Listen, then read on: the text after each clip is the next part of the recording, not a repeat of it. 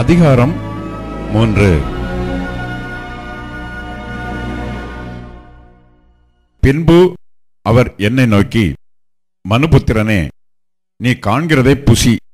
இந்த சுருளை நீ புசித்து இஸ்ரவேல் சந்ததியாரிடத்தில் போய் அவர்களோட பேசு என்றார். அப்படியே என் வாயை திறந்தேன்.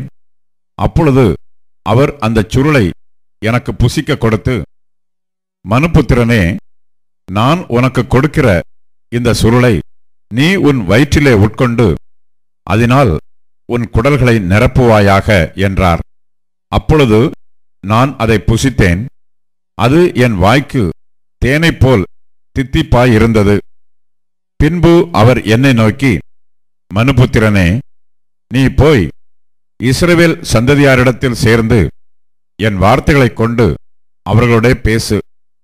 விளங்காத பேச்சும் கடினமான பாஷையுமுள்ள ஜனத்தண்டைக்கல்ல, இஸ்ரவேல் சந்ததியாரிடத்திற்கே நீ அனுப்பப்படுகிறாய்.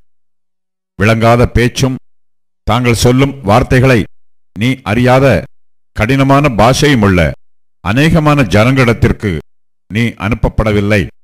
நான் அவர்களிடத்திற்கு உன்னை அனுப்பினாலும் அவர்கள் உனக்கு செவி கொடுப்பார்களோ? இஸ்ரவேல் வீட்டாரோவெனில் உனக்கு செவி கொடுக்க மாட்டார்கள். எனக்கே செவி கொடுக்க மாட்டோம் என்கிறார்களே. இஸ்ரவேல் வம்சத்தார் அனைவரும் கடினமான நெற்றியும் முரட்டாட்டமுள்ள இருதயமும் உள்ளவர்கள்.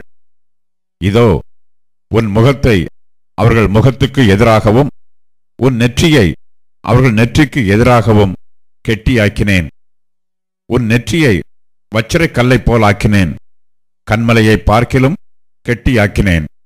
அவர்கள் கலகமுள்ள வீட்டார் என்று நீ அவர்களுக்கு பயப்படாமலும் அவர்கள் முகங்களுக்கு கலங்காமலும் இரு என்றார். பின்னும் அவர் என்னை நோக்கி, மனுபுத்திரனே, நான் உன்னுடனே சொல்லும் என் வார்த்தைகளையெல்லாம் நீ உன் செவிகளாலே கேட்டு உன் இருதயத்தில் ஏற்றுக்கொண்டு நீ போய் சிறைப்பட்ட உன் ஜனத்தின் புத்திரரிடத்திலே சேர்ந்து அவர்கள் கேட்டாலும் கேளாவிட்டாலும் அவர்களோட பேசி, கர்த்தராகிய ஆண்டவர் இன்னின்னதை உரைக்கிறார் என்று அவர்களோட சொல் என்றார். அப்பொழுது ஆவி என்னை உயர எடுத்துக்கொண்டது. கர்த்தருடைய ஸ்தானத்திலிருந்து விளங்கிய அவருடைய மகிமைக்கு ஸ்தோத்திரம் உண்டாவதாக என்று எனக்கு பின்னாக கூப்பிட்ட மகா சத்தத்தின் இரைச்சலை கேட்டேன்.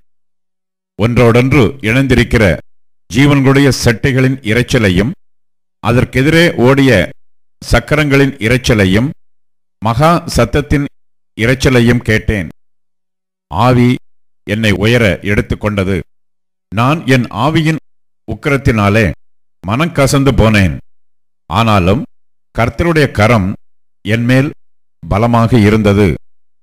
கேபார் நதி அண்டையிலே தெலாபீபிலே தாபரிக்கிற சிறைப்பட்டவர்களிடத்துக்கு நான் வந்து அவர்கள் தாபரிக்கிற ஸ்தலத்திலே தாபரித்து 7 நாள் அவர்கள் நடுவிலே பிரமித்தவனாய் தங்கினேன். 7 நாள் முடிந்த பின்பு கர்த்தருடைய வார்த்தை எனக்கு உண்டாகி, அவர், மனுபுத்திரனே, உன்னை இஸ்ரவேல் வம்சத்தாருக்கு காவலாளனாக வைத்தேன். நீ என் வாயினாலே வார்த்தையை கேட்டு என் நாமத்தினாலே அவர்களை எச்சரிப்பாயாக. சாகவே சாவாய் என்று நான் துன்மார்க்கனுக்கு சொல்லுகையில் நீ துன்மார்க்கனை தன் துன்மார்க்கமான வழியில் இராதபடிக்கு எச்சரிக்கும்படியாகவும் அவனை உயிரோடே காக்கும்படியாகவும் அதை அவனுக்கு சொல்லாமலும் நீ அவனை எச்சரிக்காமலும் இருந்தால் அந்த துன்மார்க்கன் தன் துன்மார்க்கத்திலே சாவான். அவன் இரத்த பழியையோ உன் கையிலே கேட்பேன். நீ துன்மார்க்கனை எச்சரித்தும் அவன் தன் துன்மார்க்கத்தையும் தன் ஆகாத வழியையும் விட்டு திரும்பாமற் போவானாகில் அவன் தன் துன்மார்க்கத்திலே சாவான். நீயோவென்றால் உன் ஆத்துமாவை தப்புவிப்பாய். அப்படியே நீதிமான் தன் நீதியை விட்டு திரும்பி நீதிகேடு செய்யும் போதும் நான் அவன் முன் இடறலை வைக்கும்போதும் அவன் சாவான். நீ அவனை எச்சரிக்காதபடியினாலே அவன் தன் பாவத்திலே சாவான். அவன் செய்த நீதிகள் நிலைக்கப்படுவதில்லை. அவனுடைய இரத்த பழியையோ உன் கையிலே கேட்பேன். நீதிமான் பாவம் செய்யாதபடிக்கு நீ நீதிமானை எச்சரித்த பின்பு அவன் பாவம் செய்யாவிட்டால் அவன் பிழைக்கவே பிழைப்பான். அவன் எச்சரிக்கப்பட்டான், நீயும் உன் ஆத்துமாவை தப்புவித்தாய் என்றார். அவ்விடத்திலே கர்த்தருடைய கரம் என்மேல் அமர்ந்தது. அவர், நீ எழுந்திருந்து பள்ளத்தாக்குக்கு புறப்பட்டு போ, அங்கே உன்னுடனே பேசுவேன் என்றார்.